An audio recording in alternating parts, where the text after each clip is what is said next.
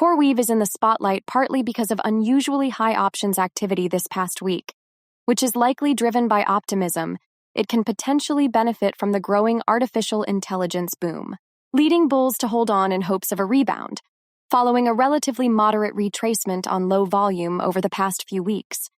The current drop is a natural move given the exceedingly green start this stock had since its market debut in April. Other than standard concerns of overvaluation, CoreWeave's recent acquisition of Core Scientific for $9 billion has also raised concerns among some investors. The deal is expected to unlock cost savings and eliminate $10 billion in lease costs.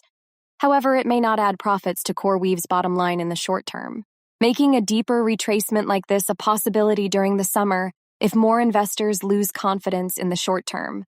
Meanwhile, Microcloud Hologram announced a breakthrough in quantum computing with a proposed multi-qubit quantum state sharing scheme. This innovative technology enables the efficient utilization of quantum resources by allowing multiple participants to collaboratively recover multiple multi-qubit states. The scheme uses quantum entanglement encoding and combines single particle measurement and data collaborative processing to achieve this goal. Yet, stock price has been volatile due to news regarding a significant yet contentious Bitcoin investment, which could be a big boost pumping up the company's undervalued status that could be helped by speculation of potential for a short squeeze.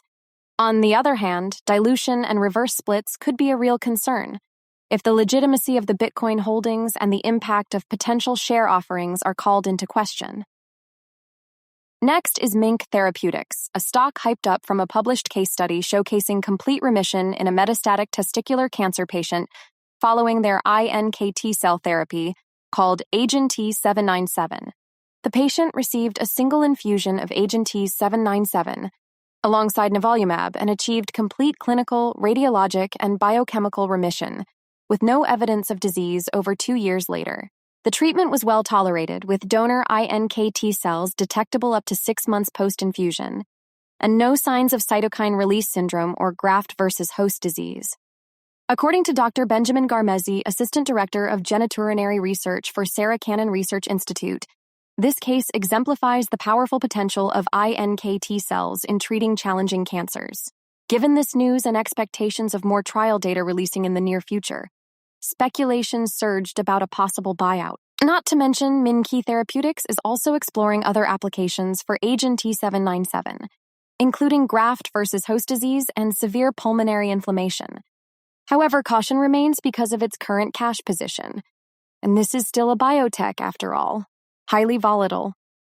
On to PayPal, which is set to report its fiscal 2025 Q2 earnings on July 29th, with analysts expecting an 8.4% increase in profit per share. Despite some worries about growth prospects, there's still bullish sentiment due to buyback programs and monetization strategies with Venmo.